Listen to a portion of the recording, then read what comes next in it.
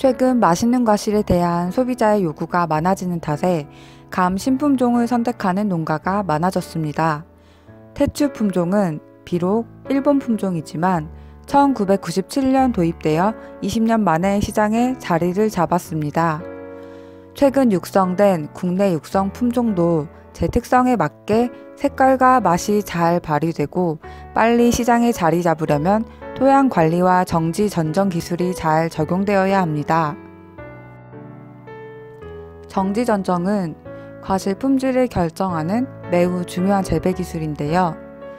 사실 정지 전정 교육을 참석하고도 배운 대로 실천하기가 쉽지 않습니다. 그대로 하면 잘 달릴까 하는 불안감에 스트레스가 높아집니다. 따라서 실제 전지 전정 교육은 부부가 함께 와서 배우고 그 기술을 3년간 꾸준하게 동일하게 적용할 필요가 있습니다. 왜냐하면 가지를 자르면 나무는 꾸준히 반응하고 처음 생각한 대로 움직이지 않고 반발하기도 하기 때문입니다. 그리고 실제 교육을 받았다 하더라도 2시간 정도만 지나도 다시 자신의 방식으로 돌아가 버리는 탓도 있습니다. 그래서 정지전정 교육은 잘 하려면 매우 어려운 교육이 됩니다. 정지전정 중에서 정지 기술에 대해 먼저 설명하겠습니다. 정지는 큰 가지를 정리하는 것입니다. 한 번의 잘못된 선택으로 그 영향은 평생 연결될 수 있기 때문에 매우 신중해야 합니다. 사실 정지 작업은 자르지 못하는 경우가 많습니다.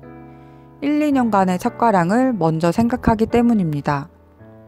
정지 작업을 적절하게 하지 못하면 나무가 밀식되고 자꾸 위쪽으로 자라서 과실 달리는 위치가 높아져 갑니다.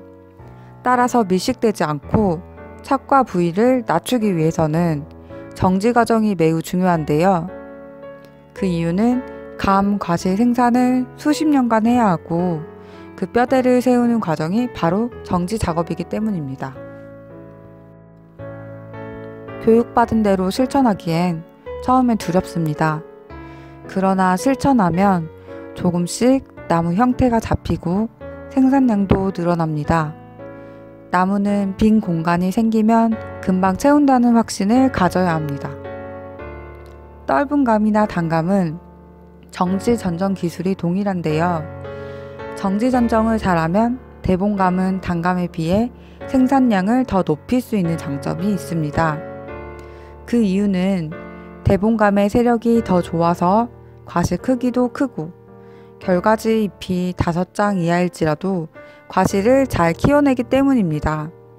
이에 반해 단감의 경우 5장 이하에서는 대부분 과실이 소과로 되기 때문에 작업 중에 적과를 하는 경우가 많습니다.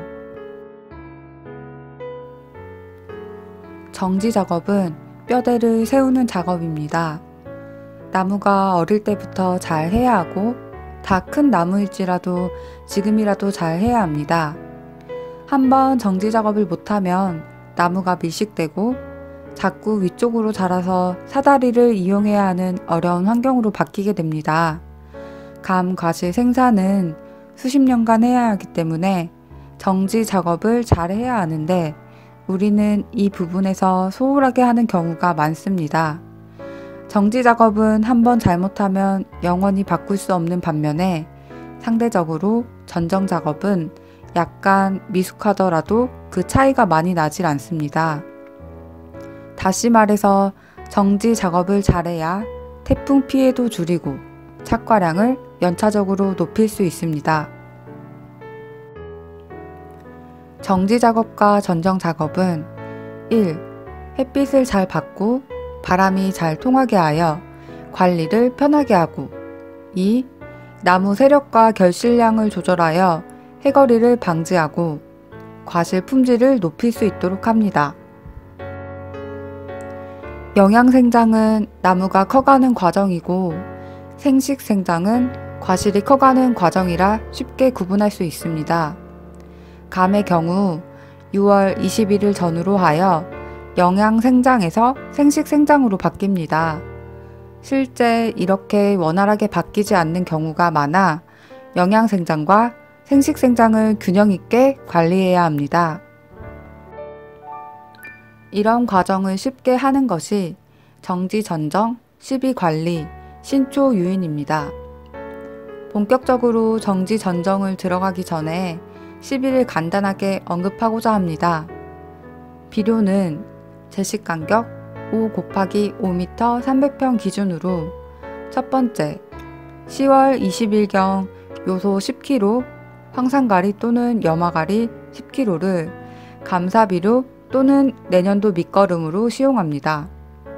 두 번째, 봄철 퇴비만을 사용하시고 세 번째, 6월 20일경부터 보름 간격으로 3회 시비를 하는데 종이컵 1컵 분량인 요소 100g, 황산가리는 80g을 한 나무에 줍니다. 6월 20일에서 30일경 신초 자람이 멈추는 신호를 감지하고 시작하면 좋습니다. 그래서 보름 간격으로 3회 동일하게 살포하되 제식 간격을 감안하여 더하거나 뺀 후 뿌리시면 좋습니다.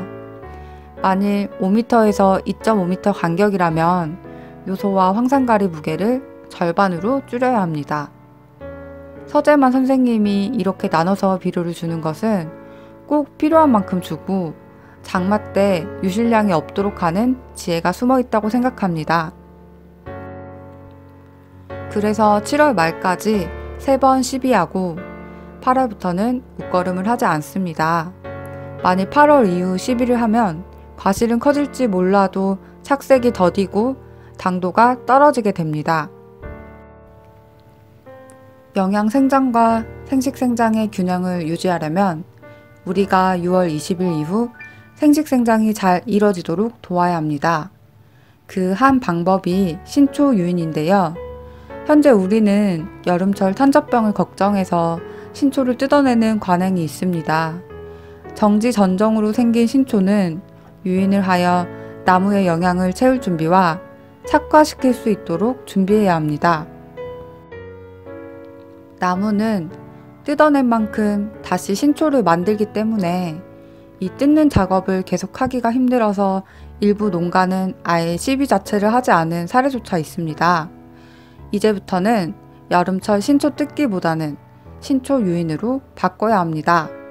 신초는 많이 확보하여 영양분을 많이 생산하도록 해야 합니다. 지금까지 영양생장과 생식생장의 균형을 맞추기 위해 우리가 할 수 있는 것은 적정 시비와 신초 유인임을 간단하게 설명하였습니다. 이후부터는 정지전정에 대해 자세하게 알아볼까요?